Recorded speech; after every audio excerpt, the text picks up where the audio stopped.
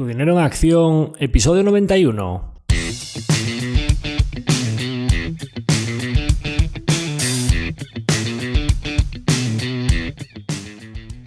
Hola, soy Javier Acción, asesor financiero independiente autorizado y registrado en la Comisión Nacional del Mercado de Valores con el número 149 y asesor del fondo de inversión Acción Global. Te doy la bienvenida a Tu dinero en acción, tu podcast de inversión, donde hablaremos de manera sencilla y cercana de conceptos, métodos y alternativas para rentabilizar tus ahorros. Si te planteas sacarle partido a tus ahorros o quieres descubrir qué opciones te interesan más, te invito a quedarte para aprender sobre finanzas con un lenguaje directo y sin tecnicismos. Si tienes alguna pregunta, duda o sugerencia, puedes contactar con nosotros utilizando las distintas vías que encontrarás en nuestra página web www.accioninversiones.com.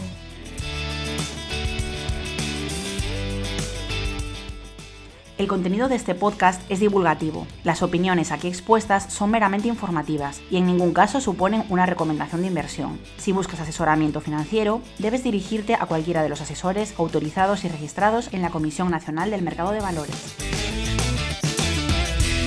En el episodio de hoy volvemos con uno de nuestros capítulos dedicados a empresas, concretamente a una empresa en particular, revisando nuestra tesis de inversión en Tesla que desarrollamos en el episodio 43 del podcast, que se titulaba La inevitable Tesla, uno de aquellos capítulos que formaban parte de nuestra serie de transición energética, y aprovechando los recientes acontecimientos, pues la presión a la que ha estado sometida la acción, la presentación de resultados del primer trimestre de 2024 de la compañía y todo lo que ha comentado la empresa y su equipo gestor en la llamada con accionistas y analistas, pues vamos a revisar aquella tesis de inversión haciendo un capítulo específico de los resultados de esta compañía y de todas las novedades recientes. ¿Y por qué dedicar un episodio completo a una compañía de la que además hemos venido hablando reiteradamente? Bueno, pues es una compañía que nos parece un buen ejemplo de que los procesos de emprendimiento no son rectilíneos y por supuesto el comportamiento de las acciones tampoco lo son, aunque en plazos largos sí que reflejen muy bien, como decían Buffett y Munger, que en plazos largos el mercado es una máquina de pesar, pues efectivamente en plazos muy largos la generación de valor, ese pozo de rentabilidad va quedando en las acciones, pero los movimientos de las mismas no son para nada rectilíneos e incluso puede suceder, y es bastante habitual en los mercados, que los momentos en los que se están tomando las decisiones que están fraguando el futuro financiero de la compañía o las finanzas futuras o lo que serían las ventas, los beneficios empresariales y el flujo de caja por acción de los próximos años no se estén viendo acompañados por la narrativa del mercado acerca de la empresa y sea donde precisamente se producen esas oportunidades. Y de ahí que sea tan importante el análisis cualitativo de lo que está sucediendo con la compañía, ya que probablemente las finanzas presentes de esa empresa lo que estén reflejando sea las decisiones que se tomaron hace 5 años y a lo mejor si tiramos un poco de histórico, cuando se tomaron esas decisiones hace 5 años también se estaban mostrando controvertidas, aunque con el paso del tiempo se hayan mostrado más que acertadas. Así pues, Tesla nos parece un buen ejemplo de una compañía que, si bien a corto plazo lo está haciendo mal, de hecho es la compañía de nuestra cartera que más rentabilidad nos está restando en un periodo como 2024 que está siendo muy positivo para los mercados, pues sí que nos parece que las decisiones que está tomando la empresa a día de hoy pueden ser claves, verdaderamente diferenciales para lo que será la compañía dentro de 5 años. Y este es el motivo de que hagamos este ejercicio, que realmente pues es lo complicado, ¿no? Anticiparse a qué sucederá con las finanzas de una compañía en el futuro, como quien pues hizo el ejercicio de intentar vislumbrar lo que sería Tesla en los años 2022 a 2024, pero haciendo ese ejercicio en los años 2017 a 2019. Con lo cual, si nosotros tenemos que intentar como inversores saber dónde estará la acción o en qué rangos puede moverse la acción de la compañía en los años 2028 a 2032, pues el momento de hacer ese ejercicio, no de analizar los hechos cuando ya sean toro pasado, que probablemente ya la oportunidad pues lógicamente sea menor, pues es ahora, ¿no? Es ahora el momento en el que nosotros ya tenemos información no de promesas del management, sino de decisiones concretas que están tomando y de cómo están ejecutando, y que pues ese es el agujerito por el que podemos mirar para intentar ver hacia dónde puede encaminarse esta compañía frente a su competencia, ¿no? Entonces, ¿de qué vamos a hablar hoy? ¿En qué va a consistir este ejercicio de intentar mirar por ese agujerito para saber dónde puede estar la compañía en 5 años? Bueno, pues hablaremos de la división de automóviles, de la caída en deliveries y las bajadas de precios y de por qué se recibieron estos resultados con tanto pesimismo. Hablaremos también de la reacción del mercado a esos resultados y al acuerdo que han firmado la compañía en China y por qué parece que el mercado durante estas últimas semanas de esos resultados parece que ya está con ganas de mirar hacia adelante. Hablaremos del Full Self-Driving o conducción autónoma de Tesla o de Cybercab, como por primera vez han nombrado al coche autónomo de la empresa, concretamente al robotaxi, al vehículo sin conductor de la compañía americana, y de la manera de pensar de Elon Musk y de Tesla al respecto de la conducción autónoma. También hablaremos de Optimus y de los avances en cuanto a robots humanoides y haremos algún ejercicio de numérico a vuela pluma de intentar ver por qué la compañía dice que esta división puede ser tan importante a futuro. Y por último, intentaremos sacar en base a toda esta información y a todos los últimos acontecimientos de la compañía algunas conclusiones para intentar responder a la pregunta que titula este episodio de ¿está rota la tesis de inversión en Tesla? Entonces, yendo con ello, empezamos por la división de automóviles, que es la principal generadora de ventas, de beneficio operativo y de flujo de caja actualmente para la compañía y que, lógicamente, pues es a la que más atención presta el mercado. Así que, aunque posteriormente hablaremos de las otras divisiones y de por qué a nosotros nos parecen relevantes y creemos que hay que empezar a prestarles atención, es cierto que la acción se mueve casi exclusivamente por lo que pasa con la división de automóviles. Entonces, ¿cómo se recibían estos resultados trimestrales de Tesla?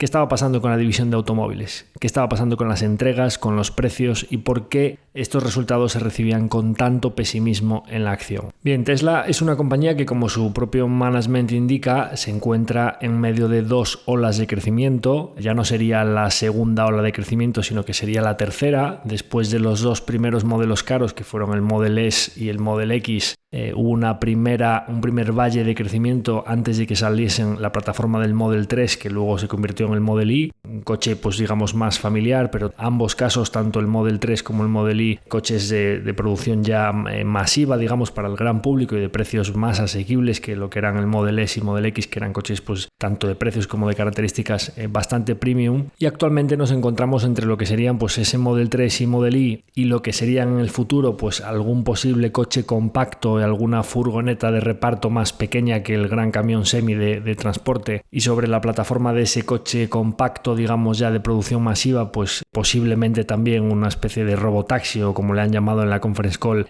Cybercab, o digamos coche completamente autónomo sin conductor, y también pues como comentaremos a continuación pues todo lo relacionado con el Optimus y el robot humanoide, ¿no? Entonces, entre esas 2 olas de crecimiento, Tesla pues es una compañía que llegó a tener crecimientos a principios de 2021 de más del 100% en sus deliveries year on year. De hecho, hemos comentado aquí en numerosas ocasiones cómo Tesla en 2022, cuando la demanda superaba con creces la oferta, pudo permitirse el lujo, digamos, de subir precios porque el backlog que tenía o los periodos de espera por sus vehículos eran excesivamente largos y pudo subir precios para regular esa demanda hasta el punto pues que se le expandieron mucho los márgenes, pues digamos muy por encima de la media de lo que sería no solo de la industria automotriz, sino en general de lo que serían incluso marcas muy premium, ¿no? Entonces veníamos en 2021 con crecimientos del 110% year on year en las deliveries, las entregas trimestrales, 120, 70, 71, 68. A mediados de 2022 hubo un primer trimestre en el que se ralentizó el crecimiento, pero parecía que era algo bastante coyuntural por un cierre en China con los confinamientos en el pico de COVID allí, que vino bastante más tarde que en Europa y Estados Unidos, y a continuación pues vuelve a acelerarse el crecimiento desde el 27 que había hecho ese trimestre cerrado a junio de 2022 hasta el 42, 30, 36, y a continuación sobre esa base comparable de aquel trimestre flojo por lo de China hacen un segundo trimestre de 2023 al 83% year on year, que es cuando la compañía pues supera por primera vez 460.000 unidades entregadas en el trimestre, y a continuación entonces es cuando viene clara ralentización en los deliveries, ¿no? En el tercer trimestre de 2023 estamos hablando ya de unas entregas trimestrales creciendo al 27, a cierre de 2023 estaban creciendo ya las entregas al 20% year on year, y a continuación es cuando viene la primera caída en entregas trimestrales, con 387.000 unidades entregadas en el primer trimestre de 2024, que suponía una caída interanual pues del 9%. Es verdad que si nosotros miramos el last 12 months por el crecimiento que traía todavía esto en 2023, pues están en 1,77 millones de unidades, que secuencialmente es un poquito de caída, pero anualmente todavía siguen al más 24. Pero claro, cuando vienes de crecer a más del 40% year on year, que ya los últimos 12 meses estés creciendo solo por encima del 20% y secuencialmente cayendo, pues implica que si las ventas no reaceleran pronto, en breve vas a tener también caídas interanuales a año completo.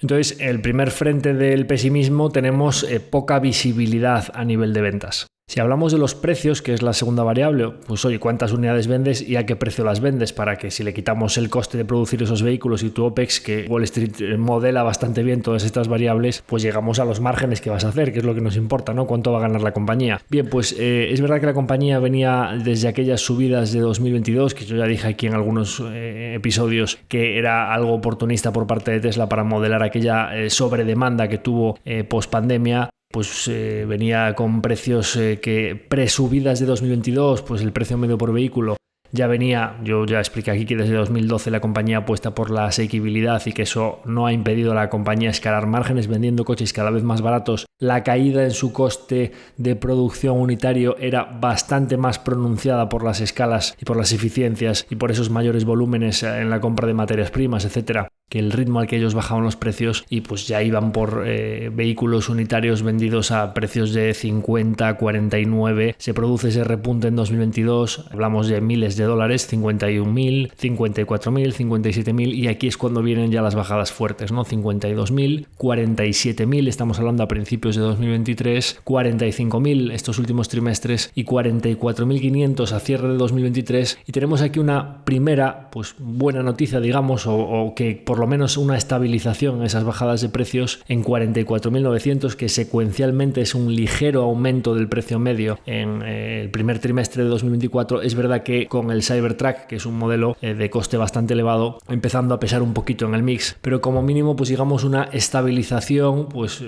pequeña subida secuencial, y ya las caídas ya no son del 15 o del 20% year on year en el precio unitario como llegaron a ser, sino pues de un leve 5%. Es verdad que las compañías automovilísticas con el apalancamiento operativo normalmente cuando tienen caídas en ventas y además una pequeña caída en el precio unitario, las expectativas aquí eran de que Tesla iba a tener una compresión en márgenes brutal. Entonces pues teníamos muy poca visibilidad en las entregas, digamos, mirando hacia adelante, y además por esos ajustes en precios el mercado estimando pues que las caídas en beneficios, digamos en márgenes operativos, según bajamos por la cuenta de resultados, pues iban a ser todavía peores, ¿no? Entonces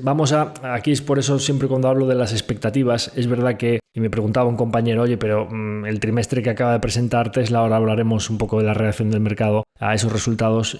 pues el trimestre es bastante malo, ¿no? Ya realmente se estimaba una caída de beneficios tanto en ventas como en beneficios importante, y ha sido todavía peor. Pero yo siempre trato de explicar aquí que las reacciones del mercado a una presentación de resultados no suelen venir tanto porque la realidad de beneficios por acción o de las ventas o del EBIT o del flujo de caja sea más alta o más baja exactamente que la cifra que decían los analistas, sino más bien por las expectativas reales en cuanto al optimismo o el pesimismo que tenían frente a esa presentación los inversores que realmente se están jugando el dinero en la acción, los fondos de inversión, los fondos de pensiones, los inversores, los hedge funds, todo el tipo de inversores, principalmente institucionales, que son los que mueven las grandes cantidades, los grandes volúmenes de una compañía, que no tienen por qué coincidir con las expectativas que tenían los analistas sell side, que están publicando notas y precios objetivo sobre las acciones de esa compañía, ¿no? Y principalmente no tanto por los datos económicos que presenta en ese trimestre, sino sobre la visibilidad que da la compañía o sobre los aumentos o reducciones de la incertidumbre para los próximos trimestres. Porque no hay nada que odie más el mercado que la incertidumbre. Entonces, aunque presentes unos malos resultados, si la certidumbre para los próximos trimestres aumenta en base a un pesimismo muy elevado para cómo se recibían esos resultados, pues la reacción puede ser positiva, ¿no? Entonces realmente aquí teníamos una caída en las entregas más bajadas de precios, pesimismo en máximos y el mercado esperando que realmente la compañía pudiese presentar, incluso podrían llegar a entrar en pérdidas operativas, ¿no? Entonces, ¿cuál es la reacción a los resultados? Es verdad que el trimestre es malo y efectivamente se produce una caída de beneficios, una caída de márgenes, pero aquí en primer lugar quería decir que realmente hubo ahora comentaré las partes más importantes de esa presentación de resultados, porque la reacción de la acción fue muy positiva a esa presentación y hay un par de temas que me parecen claves para aumentar la visibilidad, pero en cuanto a lo que es las entregas y las bajadas de precios, decir aquí que quizá en una compañía automovilística que cae casi un 10% las entregas trimestrales year on year y que además los precios unitarios de cada vehículo también han caído, realmente lo que cabría esperar es un desplome en el margen bruto por cada vehículo y que por el apalancamiento operativo conforme bajas por cuenta de resultados, porque suelen ser bastante poco eficientes las compañías a la hora de ajustar costes de manera rápida, sino que suelen tardar bastante, pues por la presión sindical, por lo difícil que les es despedir a empleados a los cuales hay que darles grandes indemnizaciones, porque suelen ser compañías con movimientos, pues se mueven con mucha inercia, ¿no? Les cuesta mucho tomar decisiones de ajuste. Pues realmente lo que cabría esperar es un drama absoluto, ¿no? Y lo que nos encontramos es una compañía que en el trimestre anterior había presentado un margen bruto en la división de vehículos del 18,9 y presentan 18,5, o sea, 40 puntos básicos de caída de margen bruto trimestre a trimestre. Y además es que dicen en la conference call que si no fuese por Cybertruck, que es verdad que hasta que escalen la producción les está restando margen, y por un par de detalles más que son coyunturales, no estructurales, la bajada del precio unitario de producción de cada vehículo ha sido superior a la bajada de precio secuencial en cada uno de esos vehículos. Es decir, de hecho os decía que secuencialmente el precio unitario por vehículo ha aumentado y los costes de producción, en realidad la compañía habría aumentado margen bruto. Una compañía que vendiendo menos unidades consigue aumentar o mantener plano, y si no fuese por el detalle del Cybertruck, aumentar margen bruto, implica que es una compañía que a nivel de eficiencia productiva, de aprovisionamientos, de materias primas, etcétera, pues está siendo, digamos, bastante eficiente. Si nosotros bajamos hacia la parte, según nos vamos moviendo hacia abajo por la cuenta de resultados, bueno, pues la compañía en un plan ya de reducción de personal, siendo muy eficiente en el gasto en marketing, pues una compañía que ves que toma decisiones de una manera muchísimo más flexible que por lo general las compañías del sector, y dices, bueno, pues si estos son los trimestres malos de la compañía en la que incluso cayéndole las ventas consigue mantener los márgenes brutos de la división de automóviles, y además según vas bajando te encuentras, pues es que la división de energía de Megapacks de Tesla, que como sabéis para las energías renovables, para la producción renovable, que es muy intermitente, tanto la eólica como la fotovoltaica, pues el almacenamiento es muy importante, y además hay una capa de software con el Autobidder, que es el software de Tesla para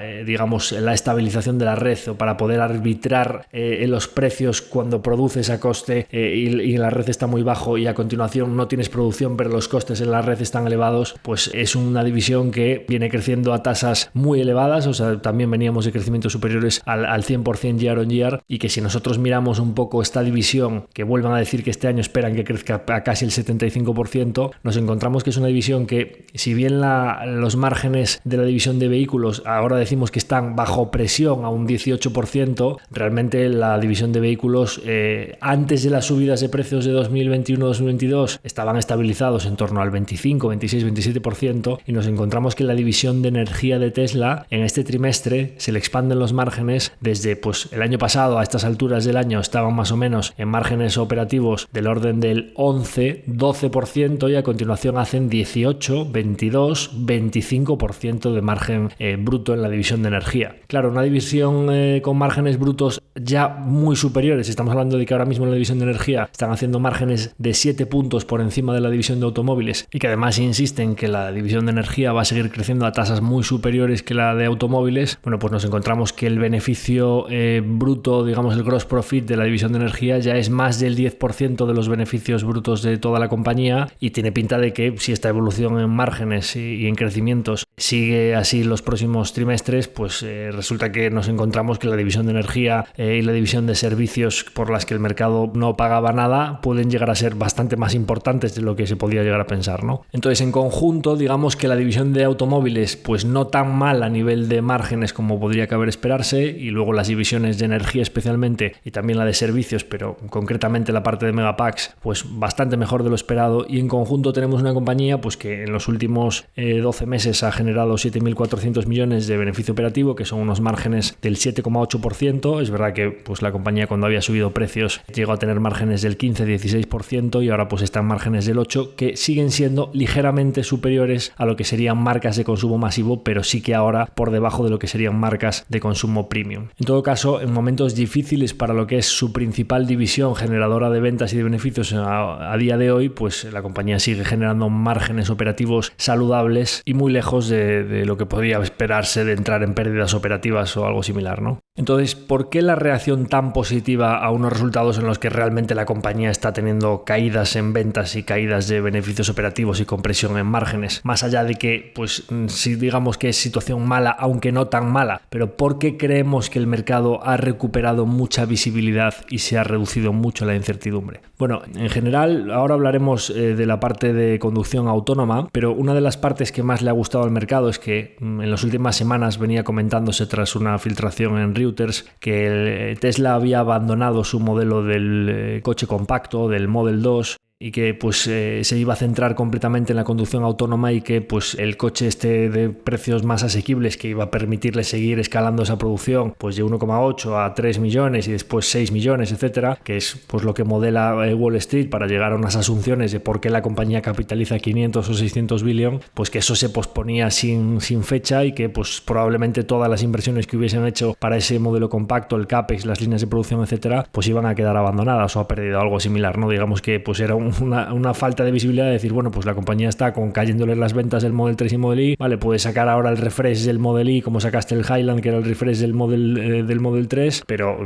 vas a depender mucho de la adopción eléctrica de ahora en adelante para que te aumenten las ventas si no sigues sacando nuevos modelos, ¿no? Entonces, en primer lugar, ahora hablaremos de la parte de nueva producción, pero hay dos partes en cuanto a la visibilidad, y es que Elon Musk, bueno, es verdad que puede ser cierto o no lo que dice, y pues muchas veces hace promesas que luego tardan en cumplirse, pero su ejecución a lo largo del tiempo, a la vista están los hechos de lo que ha hecho Tesla desde los años 2017 y 2019 hasta hoy, pues dice que cree que a la pregunta de las ventas de 2024 van a ser iguales o inferiores a 2023, dice que tiene bastante seguridad de que, aunque el primer trimestre ha sido malo, en 2024 habrá crecimiento en ventas. Eso es un primer dato, digamos, una primera afirmación que al mercado por lo menos le tranquiliza en cuanto a que ha sido un mal trimestre, pero que en el conjunto del año esperan crecer. A continuación también dice, en cuanto al tema del primer trimestre y los efectos coyunturales, porque pues se tuvo que cerrar temporalmente la fábrica de California para adaptar las líneas, como tuvieron que hacer en China en su momento, para la producción de ese Model 3 Refresh o el Model 3 Highline. Además, pues hubo un apagón por un boicot en la fábrica de Berlín, y además hay bastantes vehículos que se quedaron en los barcos, que forman parte de los inventarios de Tesla, por todo el tema del Mar Rojo, de los ataques que hubo allí, de tener que rodear por debajo de África haciendo una ruta mucho más larga. Entonces, pues todos esos efectos coyunturales dicen que han afectado al trimestre, que es verdad que también la situación macro en China está como está, la situación de tipos de interés en Estados Unidos y en Europa está como está, la situación de ayudas en diferentes países, esa racionalización de la que hablamos en episodios anteriores, pues está como está, y que todo eso afecta concretamente a un trimestre que ya de por sí no es muy bueno estacionalmente, como es el primero, ¿no?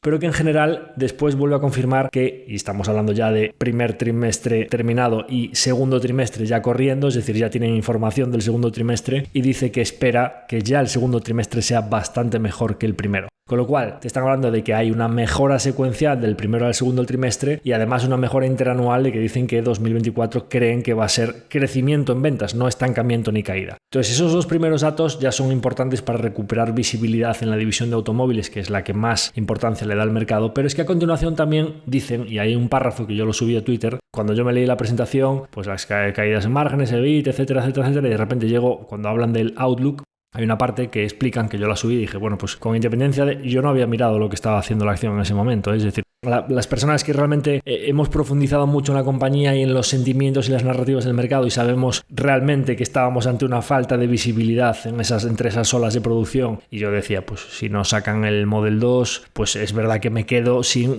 2-3 años vista, me quedo sin mucha visibilidad a nivel de ventas, con independencia de la adopción eléctrica y de cuántos Model 3 o Model Y Refresh puedan vender, ¿no? Pero yo quería saber un poco qué va a hacer la compañía para seguir aumentando su gama de modelos y poder acceder a coches más asequibles o a nuevos consumidores con coches más baratos, ¿no? Entonces hay un párrafo en el que explican que aunque el proyecto para el modelo compacto, que es un nuevo sistema de producción con grandes eficiencias y grandes ahorros de costes, sigue en marcha y lo harán más a medio plazo, digamos pues a 2 o 3 años vista, que en las líneas de producción, que realmente es algo que empezaba ya también a palparse, ¿no? Que tanto en California no tanto, porque ahí estaban como más apretados, no tenían mucho margen de crecimiento, pero especialmente en Texas, en Berlín y en Shanghái iban a tener capacidad productiva ociosa muy pronto, ¿no? Entonces la compañía da un giro y dice, vamos a utilizar esa capacidad productiva para, con pequeños ajustes en las líneas, poder producir modelos, no modelo, sino modelos en plural, más asequibles en precio, que como mínimo nos permitan aumentar la producción y las ventas desde los 2 millones actuales hasta 3 millones a un año, 2 años vista. Estamos hablando de un crecimiento potencial con modelos, quizá no como el modelo compacto tan económicos, pero no sé si ya lo veremos porque los irán sacando, nos irán dando más información. En el verano tienen el modelo, el evento de presentación del Robotaxi o del Cybercab, y a continuación pues iremos viendo a lo largo del año.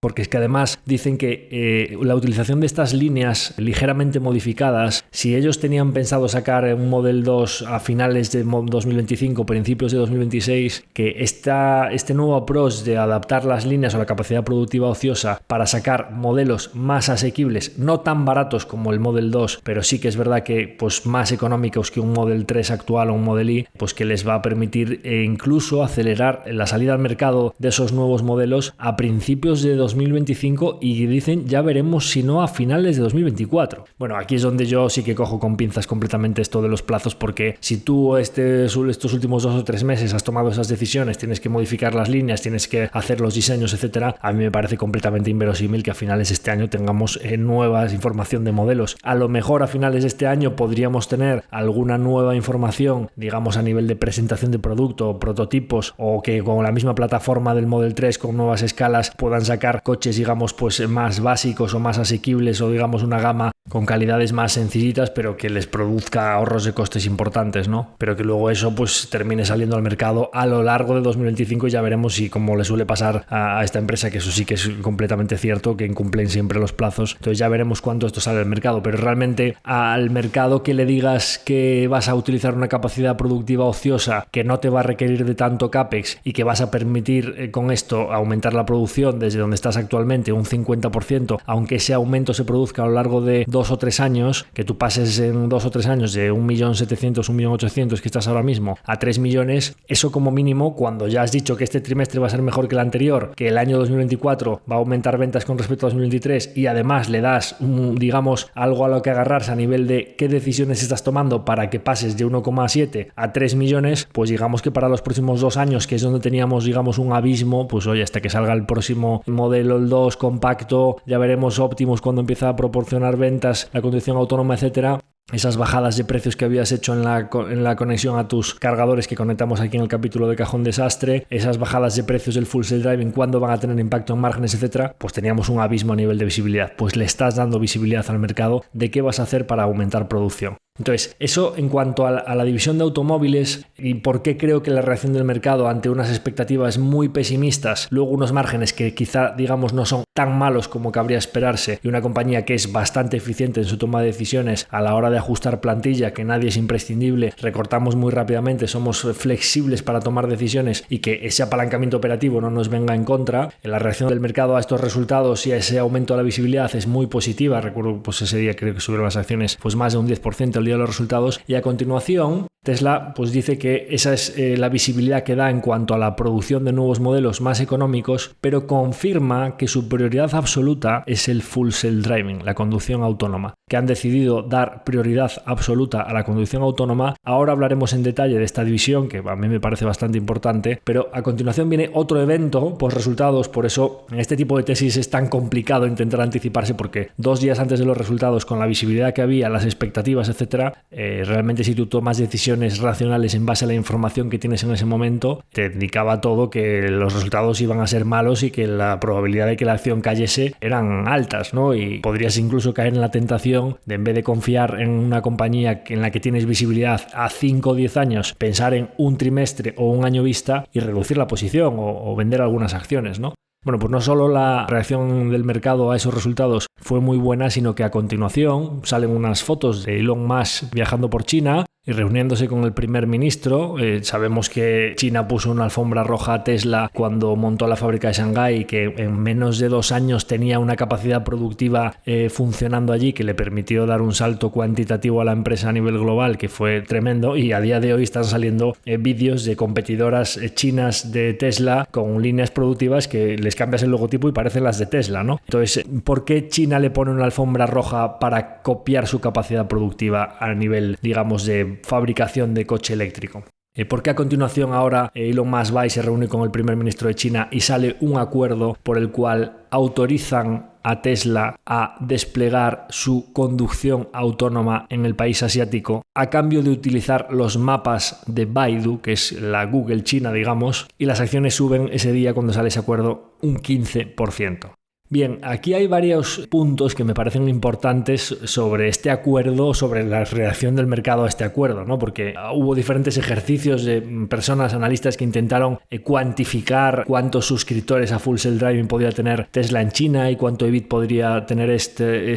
digamos, qué impacto financiero podía tener este acuerdo para la compañía, diciendo que pues era muy desproporcionado que una compañía subiese un 15% en base a esa medida, porque esos flujos iban a tardar en llegar y tal. Bien, a mí me parece, en general, vamos a partir de la base de que había muchísimo pesimismo sobre la compañía y que cuando, digamos, todo es tan pesimista y hay tan poca visibilidad, pues cuando empiezan a venir noticias positivas, digamos que los catalizadores, o sea, esa asimetría de cuando las expectativas son tan bajas, pues pequeños catalizadores al alza pues ya sirven en un mercado, además, pues que está en modo bonanza, en un mercado alcista, pues ya sirven para que la acción tenga grandes revalorizaciones. Pero aquí yo voy a hacer un par de apreciaciones de por qué a mí me parece que realmente sí que es muy importante este acuerdo. En primer lugar, si nosotros miramos la población de Estados Unidos, hablamos de 330 millones de personas, en China hablamos de más de 1.000 millones de personas, estamos hablando de un país que es Estados Unidos por 3, y no solo, pues hay mucha clase todavía viviendo fuera de los centros urbanos que todavía no acceden a comprarse vehículos, pero que en general la clase media de China está aumentando y hay pues una transición de toda esa población progresiva a lo largo de los años de los centros más rurales a los centros más urbanos, con lo cual el mercado potencial de los vehículos en China va a crecer a una tasa mucho más elevada que su población. De hecho, a día de hoy es un mercado de automóviles ya más relevante que Estados Unidos, como hemos hablado aquí en diversas ocasiones, y tú, de golpe, para una división como el Full Self Driving o la conducción autónoma, que hemos hablado aquí también en diversas ocasiones, que es muy importante para los márgenes, porque es la capa de software que va a permitir al hardware, que es un producto de bajos márgenes estructurales, convertirse en un servicio de alto valor añadido, altos márgenes estructurales, muy escalable y con muchas más ventajas competitivas que la producción de hardware a largo plazo, y accedes a un mercado potencial mucho más grande que Estados Unidos. Entonces, la primera apreciación es, bueno, tenías bastantes problemas regulatorios para que te dejasen probar Full Self Driving fuera de Estados Unidos. De hecho, a día de hoy en Europa todavía no es legal, y de repente, de golpe, accedes a un mercado más grande que el de Estados Unidos, que era el único que tenías para agarrarte, digamos, y que tiene más potencial de crecimiento por encima de lo que crezca la población conforme se produzca ese aumento de la clase media y esa transición a los centros urbanos o esa población que compra vehículos. Eso es lo primero.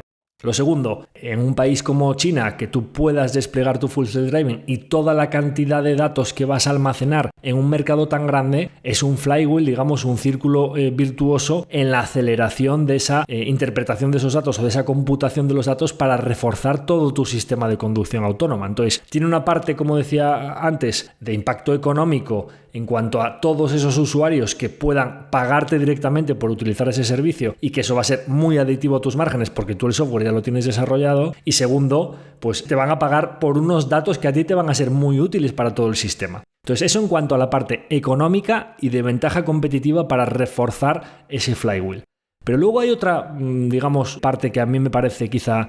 más difícil de cuantificar, y es el hecho de que en este mundo en el que vivimos, en el que los políticos a nivel internacional, pues vivimos, a mi modo de ver, en una época de falta de carisma absoluta a nivel político. Hace mucho que no se ve una inspiración en un político que digas, bueno, pues es que yo me agarro a lo que diga esta persona, es un líder que tira de la población, que haya un movimiento que digamos que ilusione a la población de un país. Es que no estoy hablando de España, estoy hablando en general a nivel internacional, pues de políticos que no les transmiten mucha confianza a la población o que realmente les cuesta resolver los problemas. Le cuesta que alguien se mueva, vaya a hablar con el otro y resuelva un problema que realmente sea importante para la población, ¿no? Entonces, en esta situación, un directivo de una empresa privada hace un viaje de Estados Unidos a China instantáneo, se sienta con el primer ministro de ese país, salen las fotografías y al día siguiente se vuelve con un acuerdo bajo el brazo, que es verdad que, lógicamente, en un sitio que no fuese un país comunista en el que la propiedad privada y el gobierno, las líneas entre el gobierno y la propiedad privada de una empresa como Baidu, pues es bastante ambiguo todo de por qué el gobierno le autoriza a una empresa privada americana que despliegue un sistema allí, siempre y cuando le dé algo a cambio, que es utiliza los mapas de una empresa teóricamente privada, que allí no hay nada privado, pero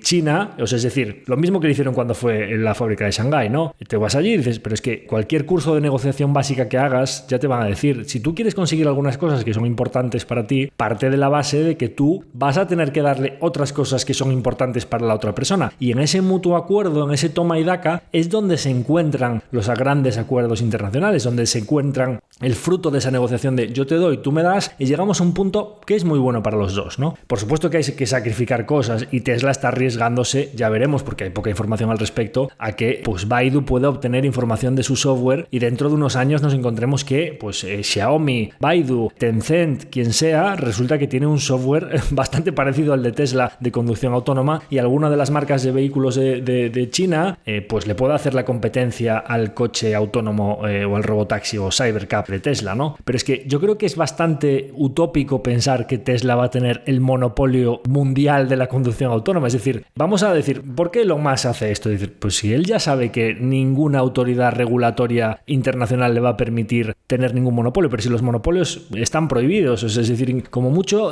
puedes encontrar negocios maravillosos que se reparten una cuota de mercado entre 2-3 jugadores, duopolios. Tan pronto estás hablando de menos de 3 jugadores e intenta haber alguna transacción, las autoridades regulatorias de los diferentes países se ponen en contra, te obligan a dividir una empresa, no te permiten comprar otra. Entonces, él sabe que realmente también la conducción autónoma y los coches eléctricos y demás va a ser así. Entonces él dice, bueno, pues si yo ya por definición no me van a permitir tener un monopolio en algo tan delicado como que los coches vayan solos y es lo que transporte a la gente, si asumo que va a haber varios jugadores, ¿por qué no tomar una decisión que a mí me va a permitir ser el líder absoluto de esa tarta que va a crecer mucho los próximos años, asumiendo que, por supuesto, pues igual que ahora Xiaomi tiene unas líneas de producción parecidas a las mías, pero yo ya soy el líder de la producción de vehículos eléctricos, dentro de 5 o 10 años probablemente haya 3 o 4 jugadores que tengan un sistema de conducción autónoma fiable y que pueda llevarse al gran consumidor, pero si Tesla es el líder absoluto de esa tarta que crece, a la compañía le va a ir muy bien los próximos años.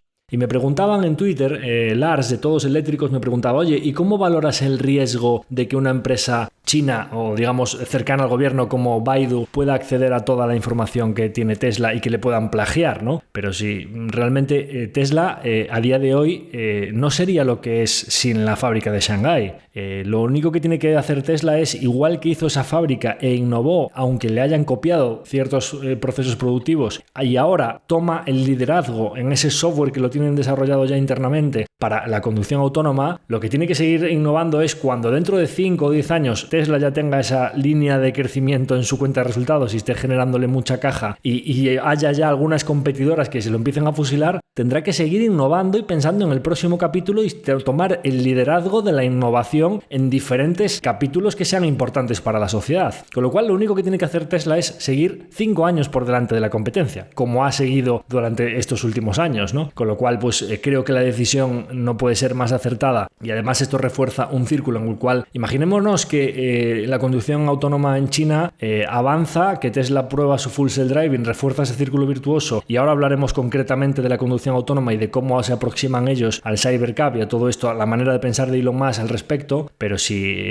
Estados Unidos y Europa empieza a ver que en China no solo son el líder en la adopción de vehículos eléctricos, sino que también son el líder en la adopción de la conducción autónoma, ¿cuánto tiempo creéis que en Estados Unidos y en Europa van a decir, oye, nos estamos quedando atrás frente a un jugador como China, tenemos que espabilar a nivel regulatorio para que esto avance? Mira, Tesla, no vas a ser tú solo, ¿vale? Que necesitamos que, me da igual, Mercedes, alguna marca europea, otra americana, posiblemente también alguna china, etcétera, tenéis que competir, ¿vale? No te vas a quedar esta tarta completa, pero esto, el mercado, la sociedad avanza hacia ahí y no se le pueden poner puertas al campo. Tendremos que regularlo de manera que los consumidores puedan acceder a un sistema que es más seguro, más eficiente, económicamente muchísimo más provechoso para toda la sociedad. Entonces, pues creo que además, primero, a nivel económico, porque va a obtener ingresos de China. Segundo, a nivel de cómo se va a ver reforzado ese flywheel, ese círculo virtuoso, por toda la cantidad de datos que va a obtener de ahí. Tercero, lo que significa tener a un ejecutivo como Elon Musk que se mueve, se cruza el mundo y vuelve con un acuerdo bajo el brazo que es importantísimo para lo que él considera que es actualmente la división que más valor añadido va a generar en la compañía. Y pues cuarto, pues que China tome el liderazgo en esa parte tan importante, creo que también va a mover mucho los cimientos a nivel regulatorio a este lado del charco, que es lo que nos importa, ¿no? Con lo cual, entiendo perfectamente y me parece, creo, quizá un poco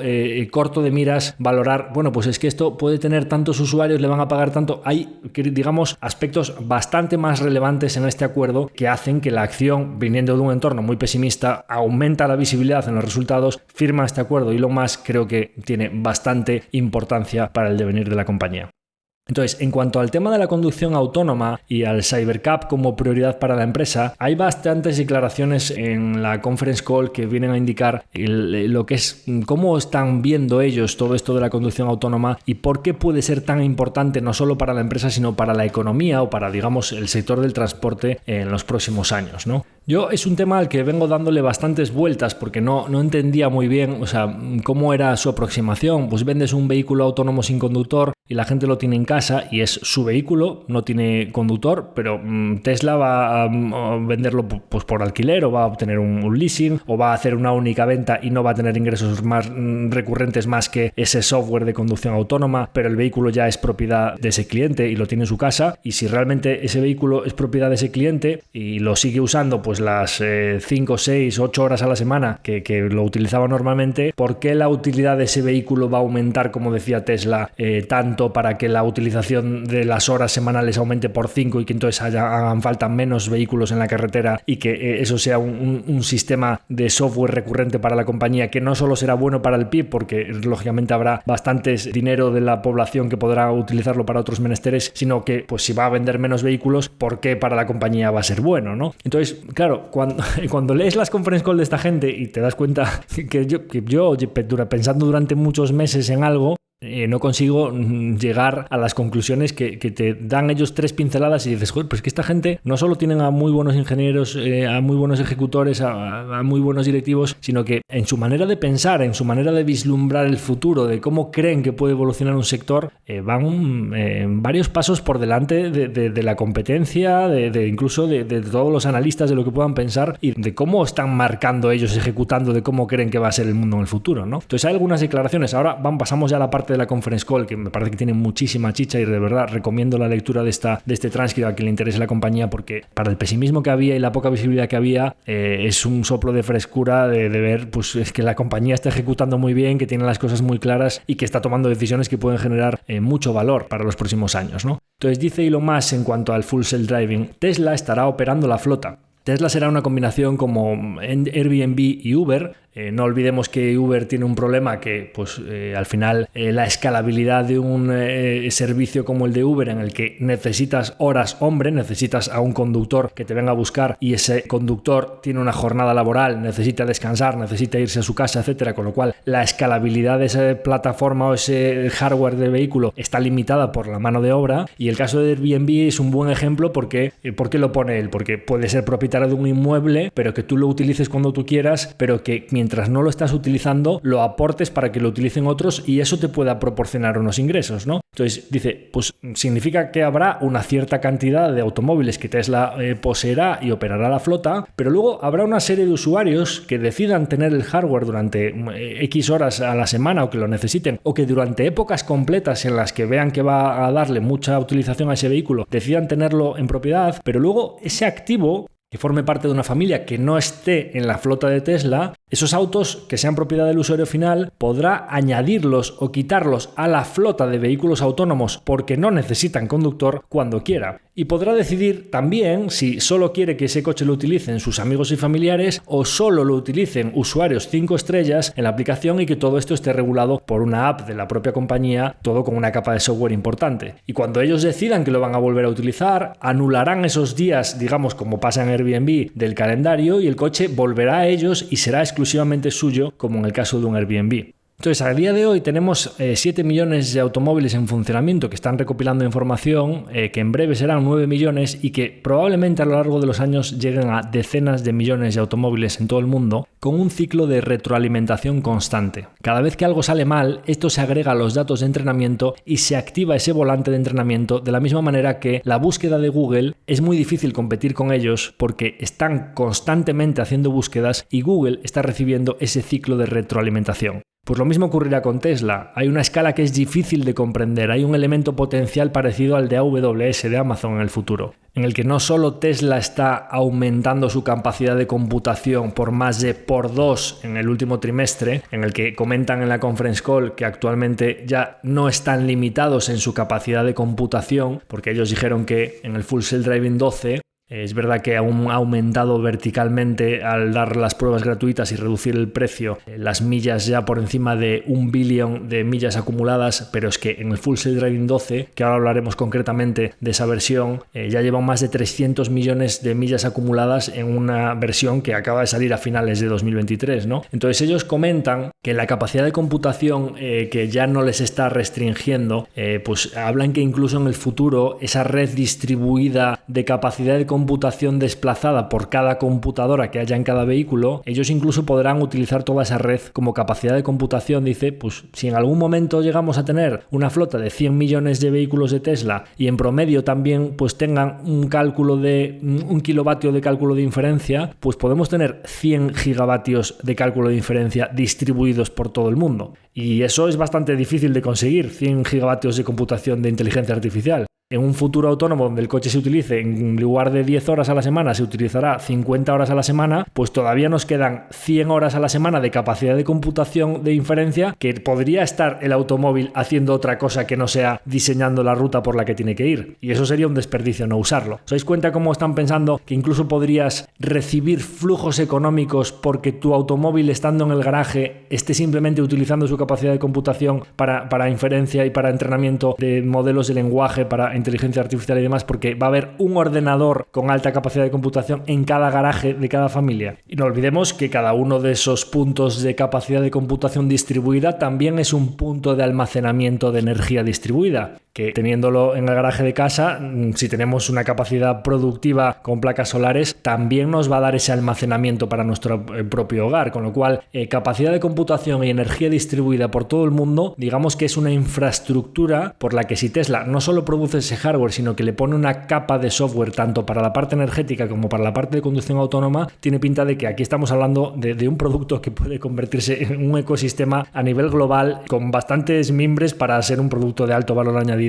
y buenos márgenes para la compañía. Entonces, esta manera de pensar, que a lo mejor alguno puede pensar que es grandilocuente, pero realmente es que solo con que consigan un pequeñísimo porcentaje de todas estas cosas que están diciendo, que realmente resuelven problemas importantes para la sociedad, como es la energía, el transporte, la capacidad de computación, el almacenamiento y el análisis de datos y demás, pues tiene bastantes posibilidades de que en la división de automóviles, del puro hardware, que a día de hoy es lo único que mira el mercado, pues termine siendo poco importante para la compañía a lo largo de los años, ¿no? Más allá de que el Full Self-Driving con la bajada de precios a $99 al mes, si nosotros $99 al mes lo multiplicamos por 7 millones de vehículos y 12 meses que tiene un año, estaríamos hablando de que si Tesla consigue que su flota poco a poco vaya adoptando ese software y la flota de 7 millones pasará a 9, etcétera, a lo largo del tiempo, solo el Full Self-Driving de la flota que tiene actual Tesla podría suponer más de 8 billion al año, con unos márgenes muy elevados, porque el software tiene unos márgenes brutos muchísimo más elevados que la división de automóviles, y no debemos olvidar que 8 billion es todo el EBIT que ha hecho la compañía en el año 2023. Por eso cada una de estas pequeñas decisiones en las líneas de alto margen futuro son tan importantes para el devenir de la compañía, y por eso la compañía, cuando toman estas decisiones en China, que puede habilitar que todo este software de alto margen se convierta en incremental, pues por eso la reacción del mercado, ¿no? Entonces, antes de pasar al Optimus, a los robots humanoides, sobre el Full Self-Driving 12, ¿por qué hacen tanto hincapié en la conference call en el aumento de la capacidad de computación de Tesla? Que hablan de que a día de hoy ya tienen 35.000 GPUs H100, que es, digamos, el procesador, que ya dice Elon Musk que GPU es una palabra incorrecta porque no es procesador de gráficos, sino que hay que cambiarlo porque antes era para gráficos, para videojuegos, pero que ahora es más bien un procesador de datos, ¿no? Computación de datos. Y hablan de que esos 35.000 H100, que es el chip más avanzado de Nvidia, probablemente sean en torno a 85.000 chips H100 de Nvidia para finales de este año, solo para capacitación. Y además, bueno, pues dice que es solo cuestión de tiempo antes de que superemos la confiabilidad de los humanos en la conducción autónoma, y esto en perspectiva pues será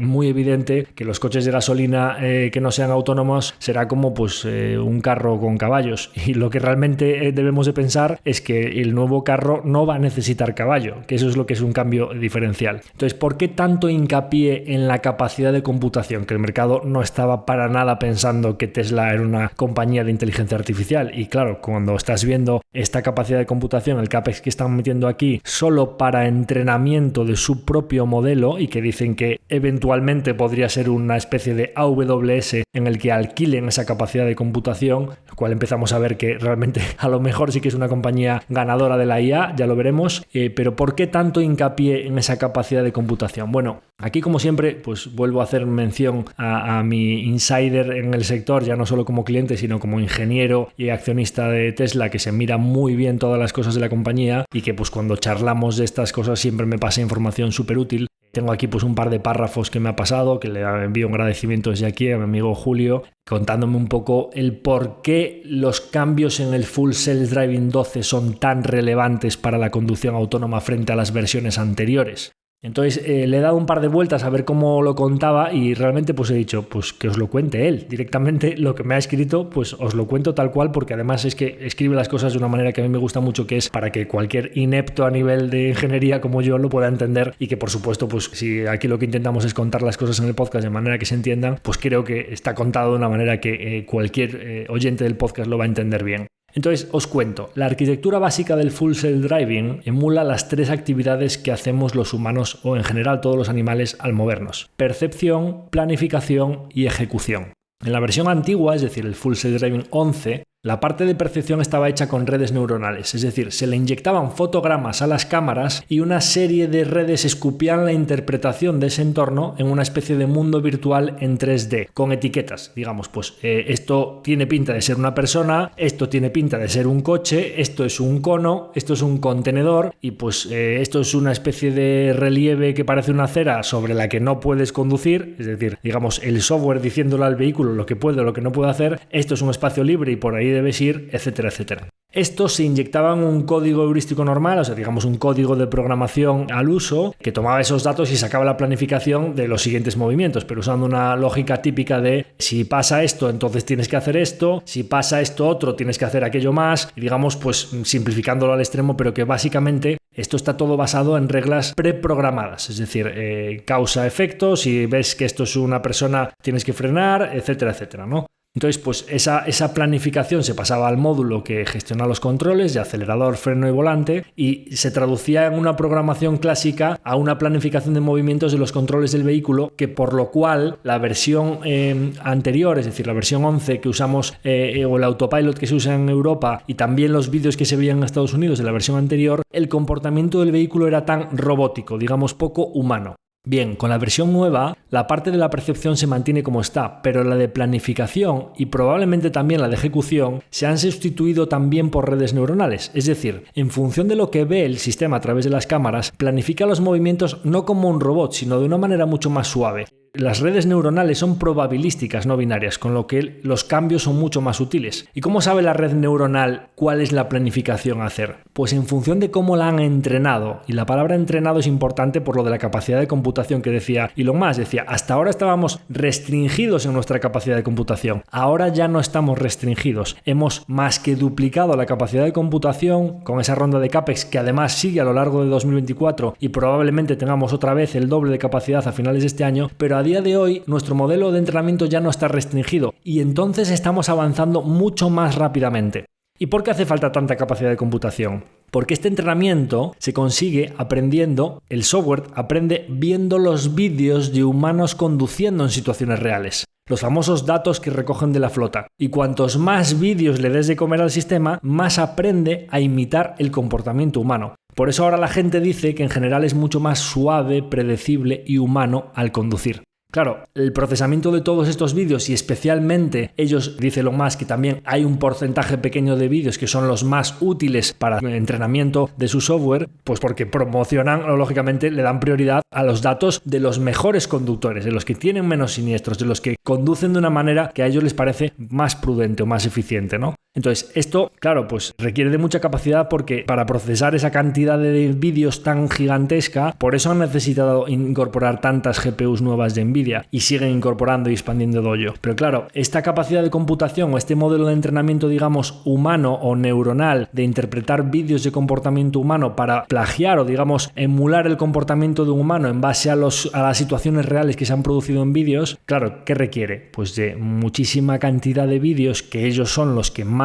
información tienen y de mucha capacidad de computación, que es lo que acaban de construir. Pero es que si esta apuesta les sale bien, pues es que es game over, o sea, han dado con la tecla. Y no solo para los coches, y esto me da pista para lo que vamos a hablar a continuación, también para los robots, porque un robot humanoide, como tal, lo que tiene que hacer precisamente es comportarse de la manera más parecida posible a un humano. Entonces, este avance en el Full Self Driving, y por eso él dice en la conference call, animamos a todo el mundo a que pruebe el Full Self Driving 12, creemos que es un game changer absoluto y que realmente ahora sí que esto se está empezando a convertir en un sistema que va a producir muchos menos errores, incluso que la conducción entre humanos, y si esto empieza a salvar vidas y empieza a reducir el número de accidentes, entonces la adopción a nivel global va a ser mucho más rápida. Claro, ahora hablando de todo este tema de redes neuronales, capacidad de computación, almacenamiento de datos, empezamos a ver que estamos hablando de lo que suelen ser en el mundo del software las ventajas competitivas más profundas, ¿no? Entonces, ahora entendemos por qué, y de hecho le preguntan en la conference, si tú te pones a producir un modelo barato en China, ¿cuánto tiempo va a tardar en copiártelo y sacar modelos muy parecidos al mismo precio más bajo? La respuesta de Elon Musk es, bueno, pues sí, dentro de 2 o 3 años, entonces, no, pues el software, o sea, como que se va un poco por los cerros de Úbeda diciendo, pues es que van a tardar poco. Realmente reconozco que si mi principal ventaja competitiva es sacar un modelo barato, esa ventaja competitiva se va a esfumar antes o después, ¿no? Este es el motivo principal por el que yo creo que han decidido centrarse en un vertical que realmente es donde ellos sí que tienen una ventaja importante frente a la competencia. Un vertical donde ellos van varios años por delante y donde ese almacenamiento de datos lo que hace es que, como hablábamos, ¿qué le gusta al mercado? Moats que se están ensanchando. Realmente ventajas competitivas que están aumentando frente a tu competencia, ¿no? Entonces este es el motivo de no solo de un modelo muy escalable con altos márgenes, alto valor añadido, sino que además ellos es donde ven que es más difícil que les lleguen a copiar, donde realmente si ellos implantan este sistema, aunque pueda haber 2 o 3 competidores, las probabilidades de que Tesla futuro sea uno de los jugadores principales de una tarta tan importante, pues son muy elevadas cuando parte con tanta ventaja. Principal motivo de que ellos digan, bueno, pues el Model 2 sí lo sacaremos y vamos a utilizar las líneas para sacar varios modelos más económicos, pero nuestro foco absoluto ahora mismo con esta capacidad de computación y estos datos que estamos almacenando no era importante solo para los vehículos, sino también para los robots humanoides. Y pasamos a la última parte del capítulo, que es Optimus. Optimus es el robot humanoide de Tesla. Han salido vídeos en los últimos días de los centros de entrenamiento que tienen con varios robots haciendo actividades pues ya rutinarias, guardando baterías en una caja, moviéndose por la factoría, haciendo pues este tipo de actividades que realmente pues para procesos muy repetitivos o incluso actividades peligrosas, etcétera, pues puede llegar a ser útil tener un robot que no deja de ser un paso más avanzado que los robots de KUKA o de Fanuc que vemos en las factorías, que ya han eliminado muchos puestos de trabajo de bajo valor añadido y que pues ya tienen una capa importante de hardware pero también de software. Pues un paso más allá en cuanto a que ese robot o ese brazo robotizado de Fanuc o de KUKA pues va a poder moverse con sus piernas por toda la fábrica y darle tareas muchísimo más avanzadas, con lo cual no deja de ser un desarrollo tecnológico adicional sobre un proceso de robotización de las capacidades productivas que ya viene de muchos años atrás, ¿no? Pero claro, ¿a quién se le cabe en la cabeza que nosotros pudiésemos tener no un brazo, sino 2 brazos y 2 piernas robotizados, no de Fanuc o de KUKA, sino de Tesla, en nuestros domicilios haciendo actividades domésticas, rutinarias y que pues no nos suele gustar mucho hacer, ¿no? Bueno, pues viendo los últimos vídeos y cómo está avanzando la rapidez con la que están almacenando datos y sobre todo teniendo en cuenta que es un hardware que por supuesto el hardware tendrá que mejorar y por supuesto, igual que ha pasado con los teléfonos móviles, irá habiendo versiones cada vez más avanzadas y que además pues la deflación que siempre vemos en la tecnología va a ir llevando a que estos robots sean cada vez más asequibles para la población. Pero lo que es muy importante aquí es que hablamos de un elemento conectado con descarga de datos en el que pues si lo estamos viendo con los vehículos, que cuando ellos te dicen no, es que viene la descarga de primavera con todas estas novedades, que ahora se me abre el maletero solo, ahora me detecta que si la carga, que si la distancia, que si la alarma cuando estoy al vehículo, antirrobos, etcétera, cosas que el mismo hardware que te compraste pasa a ser mucho mejor con una descarga instantánea de un paquete de software, ¿no? Bueno, pues aplicad esto a un robot humanoide en el que cada vez le van a ir implementando más funciones. Es decir, que tú te puedas comprar o alquilar. Ahora hablaremos de algunos economics posibles que veo en la división de robots o la división de Optimus de robots humanoides de Tesla. Pero no solo que te compres un hardware, sino que además ese hardware con el paso del tiempo cada vez sea más útil. Me lo invento. Oye, no, pues es que le puedes enseñar a planchar. Bien, pues este robot ahora actualmente es tu robot de plancha y sabe planchar. Bien, no, es que al cabo de 3 meses te pone en lavadora y plancha. A cabo de 6 meses te pone lavadora, plancha y hay un paquete de descarga que le enseñó a fregar el suelo. Y ahora te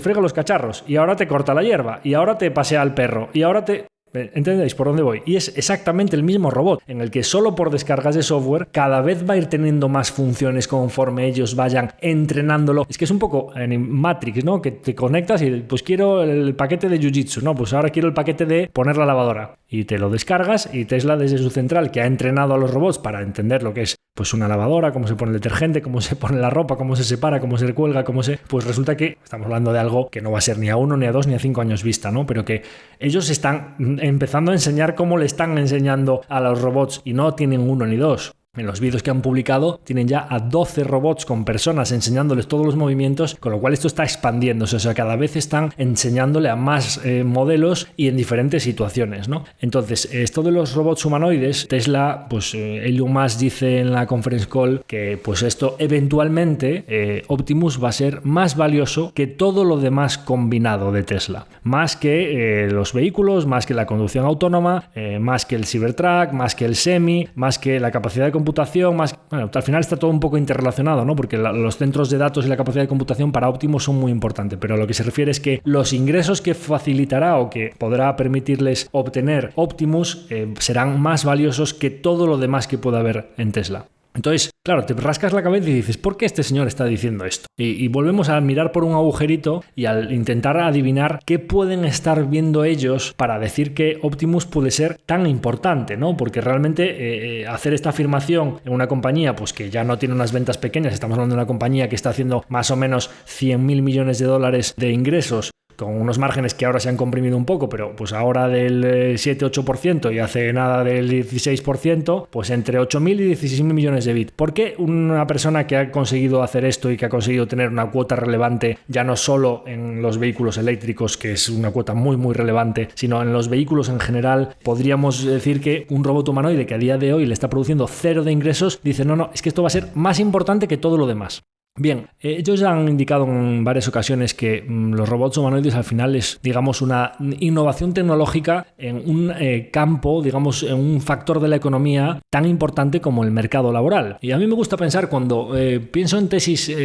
para la cartera, al final dices, bueno, pues desde que tú te levantas por la mañana, el ser humano, ¿qué necesidades tiene, ¿no? ¿Qué empresas son las que satisfacen esas necesidades y que vamos a seguir teniendo esas necesidades dentro de 5, 10, 15, 100 años? ¿Cuáles son las empresas que mejor o que son imprescindibles para que nosotros comamos, nos vistamos, nos podamos desplazar, transportes, infraestructuras, comunicaciones, estatus? Tú te pones a pensar un poco desde que te levantas hasta que te acuestas, a lo largo de un año, todas las actividades que son importantes para una persona, empiezas a hacer un guión y vas llegando a esas necesidades importantes para el ser humano y cuáles son las empresas que lo satisfacen, y no te vas a equivocar mucho de cuáles son las buenas inversiones. Si miras un poco las empresas importantes en los índices, resulta que te encuentras que pues, consumo defensivo, Procter & Gamble, Nestlé, alimentación, o Inditex, retail, vestimenta, lujo, estatus, comunicación, iPhone, móviles, redes sociales o comunicación, Meta, indexación de la información, desplazamiento, cómo llegar a los sitios,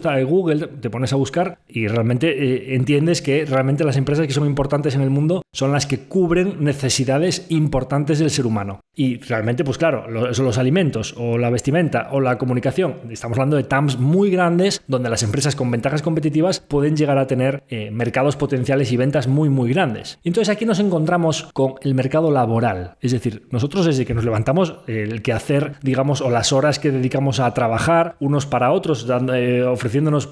productos y servicios los seres humanos unos a otros, vamos a decir que quizá podríamos decir que es uno de los mercados potenciales más grandes que existen, ¿no? Y nos encontramos que decimos, bueno, pues vamos a decir, ¿no? Un robot que pueda ofrecer servicios de bajo valor añadido o actividades repetitivas, sea pues en una comida de cadena rápida, pues que sea la persona que te atiende, que toma el pedido y que lo procese y que te lo entrega. En una fábrica, digamos, o en una fundición, una actividad peligrosa, sea por calor o sea por altura o sea por radiación,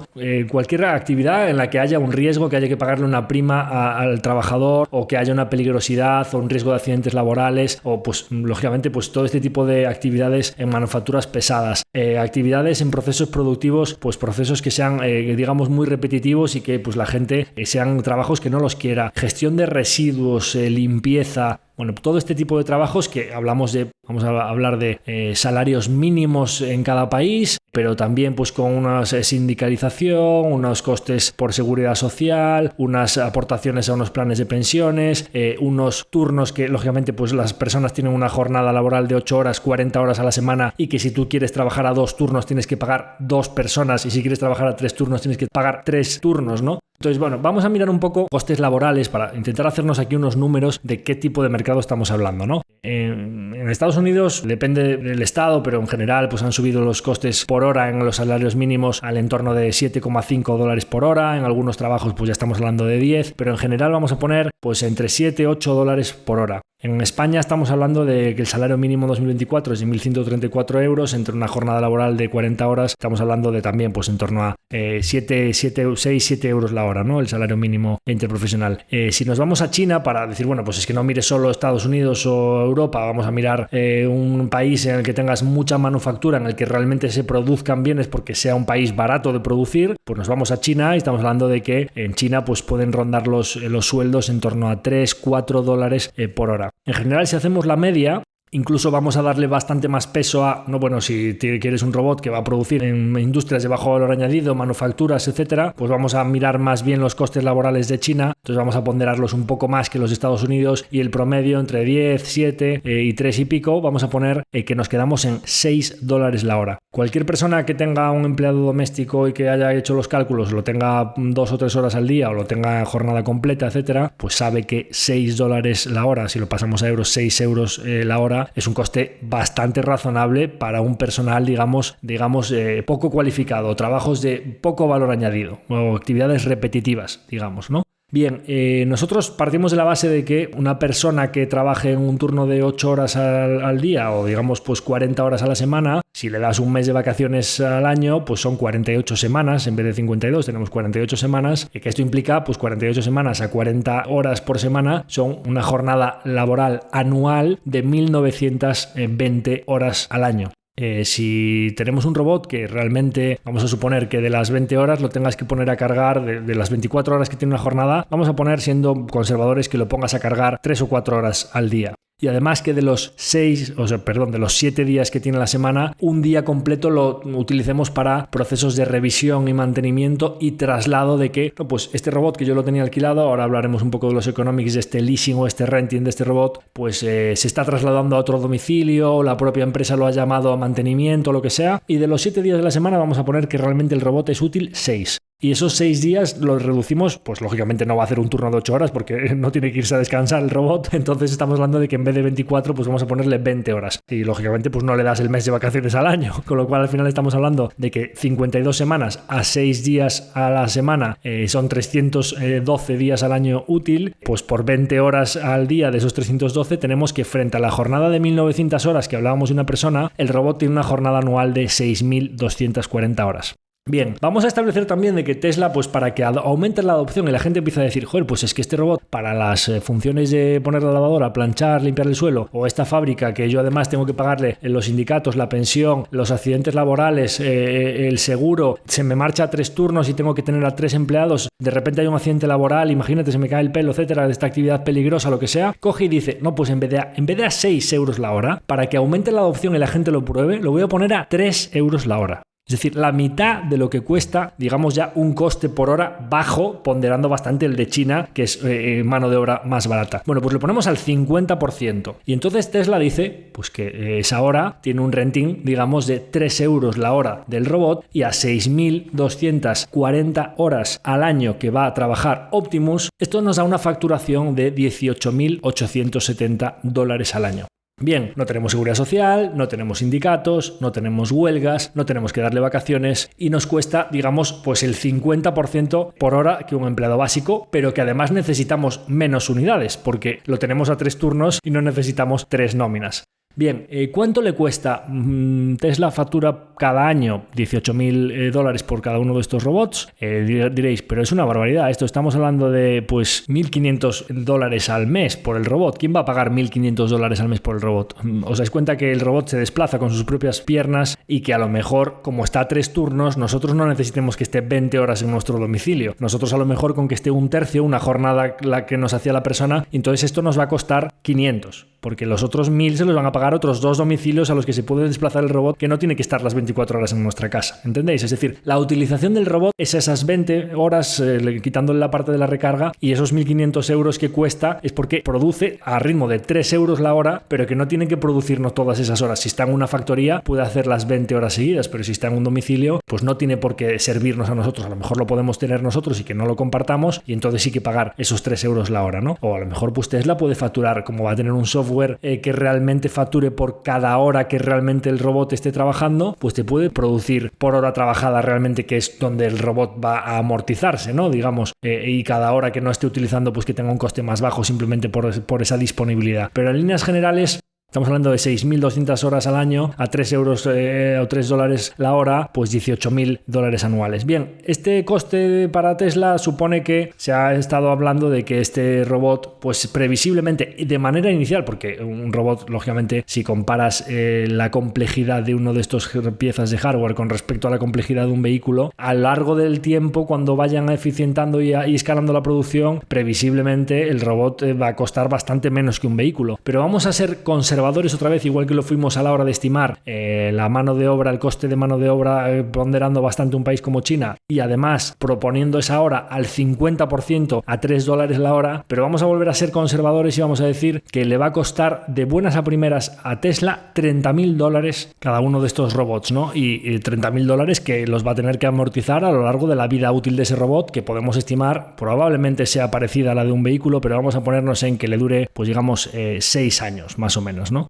Entonces esto es una amortización a $30.000 por robot durante 6 años de $5.000 al año de amortización, o digamos que es lo que le costó a Tesla producir ese robot, que va perdiendo su vida útil porque se va haciendo cada vez más viejo, digamos como le pasa a toda la tecnología, pues que será un hardware que a lo largo del tiempo dejará de ser útil y que pues algunos los pueda llamar a reparación o los pueda actualizar, pero que a lo largo de 6 años pierdan su valor. Bien, una amortización de $5.000 al año que simplemente a través de las actualizaciones de software vayas mejorándolo poco a poco y que en su alquiler a 3 euros la hora te proporciona unos ingresos de $18.800, estamos hablando de un servicio o un renting laboral que le puede producir a Tesla un margen bruto del 73%. Es decir, sobre los 18.800 que factura, 13.800 de beneficio, digamos, en bruto, que estamos hablando de que es un margen que más que triplica el de la división de automóviles. Y si nosotros desde ahí suponemos que la típica estructura de las compañías tecnológicas, Tesla a día de hoy gasta bastante menos. De hecho,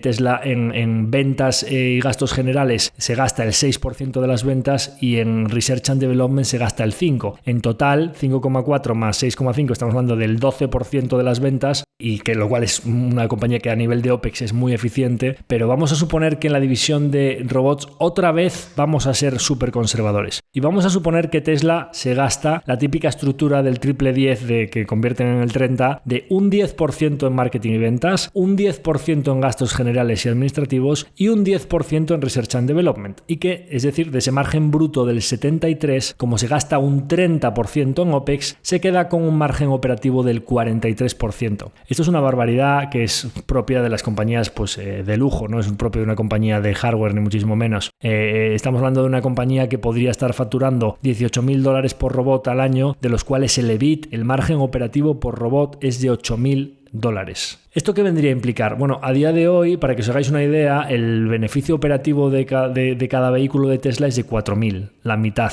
Estamos hablando de un producto que, siendo muy derrochadores o digamos conservadores a la hora de ponerle OPEX encima y muy conservadores en las estimaciones de la hora de alquiler laboral, etcétera, pues puede producir unos beneficios operativos por unidad del doble que cada vehículo. Y vosotros diréis, bueno, pues tampoco es tanta diferencia, ¿no? ¿Por qué puede tener tantísimo valor el Optimus si realmente actualmente están consiguiendo $4.000 de EBIT por vehículo y el Optimus estimas que puede conseguir 8.000? Bueno, pues va a depender un poco de cuántos millones de unidades vendan para que realmente sea muchísimo más relevante que los vehículos. La clave está en la recurrencia. Tú en un vehículo ganas $4.000 de EBIT actualmente, antes cuando los márgenes estaban más elevados, un poquito más. En el único momento en el que vendes ese vehículo, solo ese año, el año siguiente tienes que vender otros 2 millones de vehículos para volver a ganar ese mismo EBIT. Y con el robot estamos hablando de un sistema por suscripción o de mantenimiento recurrente, una especie de renting, en el cual las horas de ese robot a lo largo de ese año te producen $18.000 en ingresos, $8.000 en EBIT cada año, porque el año siguiente vuelve a hacer esas horas de trabajo, vuelves a pagar esas cuotas y te vuelve a producir $8.000 en EBIT. Es lo que sería lo mismo si le hemos dado una vida útil de 6 años, 8.000 de EBIT por cada año, por los 6 años, realmente te está produciendo un EBIT a lo largo de su vida útil de 48.000. ¿Esto qué vendría a implicar? 10 veces lo que produce un vehículo en su única venta. O lo que es lo mismo, realmente Tesla, si te vendiese la propiedad de ese robot y simplemente te hiciese las actualizaciones vía software, no te lo va a vender por 30.000 si le cuesta producirlo 30.000, te lo va a vender pues por 60, 70, mucho más. Y cuando lo venda por 30.000 será porque los costes de producción no se han escalado y le cueste menos de 10.000 probablemente cada uno de estos y tenga esos márgenes brutos del 70% del que hablábamos, ¿no? Entonces, esos 8.000 no son solo un año, sino que son recurrentes a lo largo de los próximos años, y por eso esta forma de pensar de un mercado laboral convertido en un sistema as a service, o digamos mano de obra como servicio. O en el caso de los coches autónomos, si tú pagas una cuota o una aplicación por una suscripción y luego pagas por ese servicio como transporte, realmente lo que está haciendo Tesla es coger segmentos de mercado muy grandes como pueden ser la mano de obra o el transporte o la energía y convertirlos en servicios de alto margen recurrentes as a service, digamos robot as a service o transporte as a service, de manera que no solo gano inicialmente cuando te vendo ese producto, sino que eso se convierte en un beneficio operativo recurrente cada año durante todos los próximos años. Y el mercado va a valorar muy diferente un EBIT que solo lo ganas una vez y el año que viene tienes que salir a buscar otro cliente, de un EBIT que lo ganas todos los años de manera religiosa porque están suscritos a tu servicio. ¿Y cuántos robots de estos se pueden vender o alquilar? Bueno, estamos hablando de que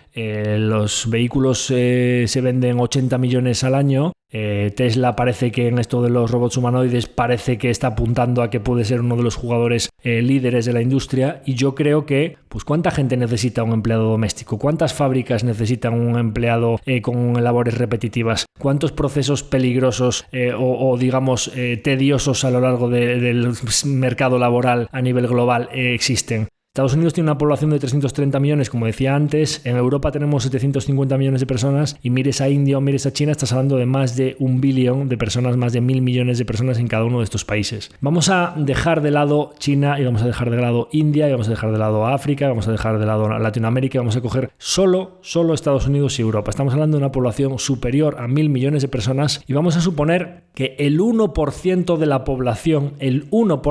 población, decide tener uno de estos robots para labores domésticas o para fábricas, o para el 1% de la población. El 1% de 1.000 millones, estaríamos hablando de 10 millones de robots al año vendidos. El 1% de la población cada año, estamos hablando de que solo con 10 millones de robots, $8.000 que hablábamos de EBIT por robot, a 10 millones estaríamos hablando de 80.000 millones de EBIT solo el primer año que vendan esos robots. 80.000 millones de EBIT, la compañía acaba de hacer 8.000. Estamos hablando de un EBIT que puede hacer por 10 el de los coches. Y una compañía que estamos hablando que los robots, si el 1% de la población solo de Estados Unidos y de Europa decide adquirir uno de estos robots, con unas asunciones bastante conservadoras a nivel de precio por hora, márgenes, gasto en OPEX, etcétera, le pueden producir a Tesla un EBIT de 80.000, la compañía capitaliza completa a día de hoy menos de 600.000 millones. ¿Entendéis por qué Elon Musk dice que eventualmente Optimus puede ser más valioso que toda la compañía completa?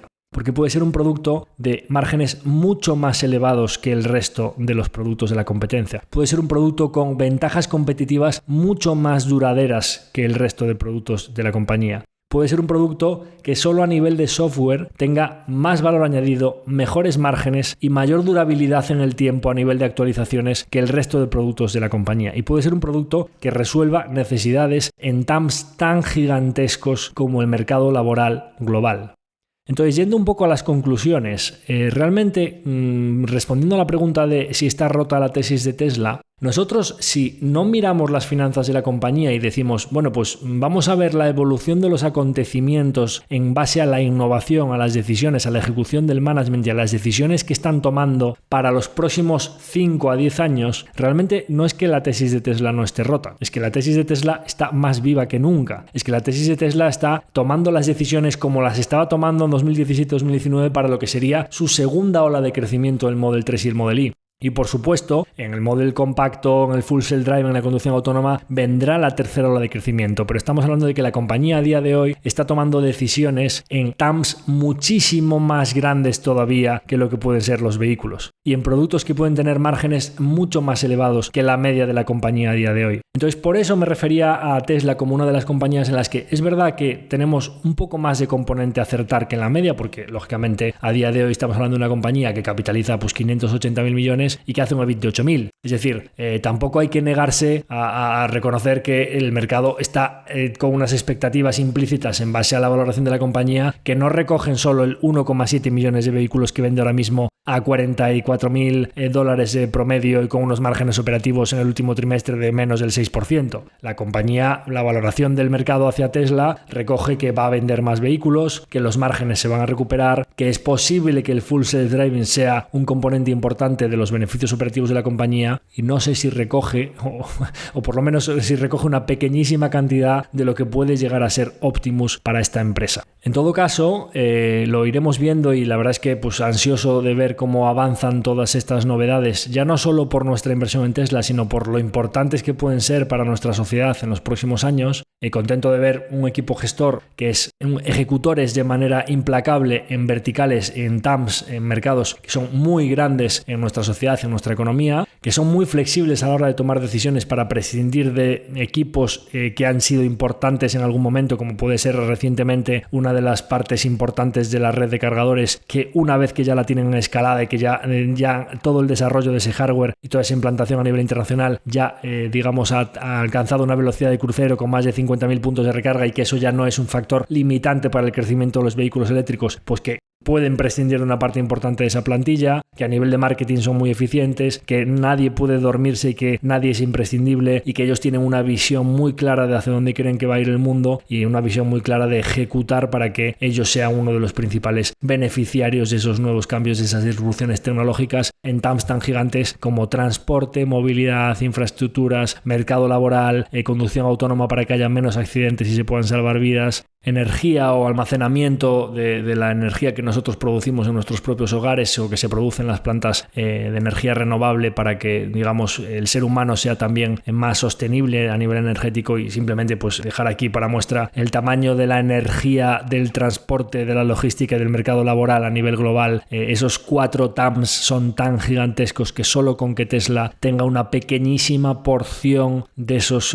4 verticales a lo largo de los próximos años, las posibilidades de que nos encontremos con que Tesla, a menos de 600.000 millones de capitalización, era una compañía que estaba cotizando muy por debajo de su valor intrínseco, en los próximos años lo iremos viendo, ¿no? Entonces, hasta aquí el episodio de hoy de esta actualización de la tesis de Tesla. Hemos hablado de la división de automóviles y del pesimismo con el que se afrontaban estos resultados, de todas las novedades que ha presentado la compañía en esta presentación trimestral, que a nosotros sí que nos parece que ha sido crucial, no los números, sino todas las cuestiones, las novedades que han presentado para aumentar la visibilidad y empezar a apuntar hacia verticales que pueden ser muy importantes, tanto en los propios resultados del trimestre como en la visibilidad para los próximos, como el acuerdo que ha firmado en China para el Full Self Driving con Baidu, utilizando los mapas de la compañía china, del Cybercab o de la conducción autónoma, y de cuál es la manera de pensar de Elon Musk y de Tesla al respecto del Full Self Driving, y particularmente de Optimus y de los avances en los robots humanoides, y de algunos números a vuela pluma para tratar de vislumbrar por qué puede ser tan importante esta división para el futuro de la compañía. Así que nada más, espero que os haya gustado la actualización de la tesis de Tesla. Como siempre, os invito a que nos dejéis vuestros comentarios en redes o a través de Spotify o YouTube, y que compartáis el episodio con vuestra gente cercana si pensáis que puede serles útil o que les gusta la tesis de la compañía, o pues que simplemente puede darles que pensar, les puede aportar otro punto. Como siempre, que nos apoyéis en ese objetivo de las 5 estrellas en Spotify, y que nos enviéis vuestras consultas para el próximo episodio de Consultorio de la Audiencia, que haremos ya dentro de muy poquito. Nada más, me despido de todos vosotros, agradeceros como siempre que estéis ahí cada semana. Un abrazo muy fuerte a todos, hasta el próximo episodio.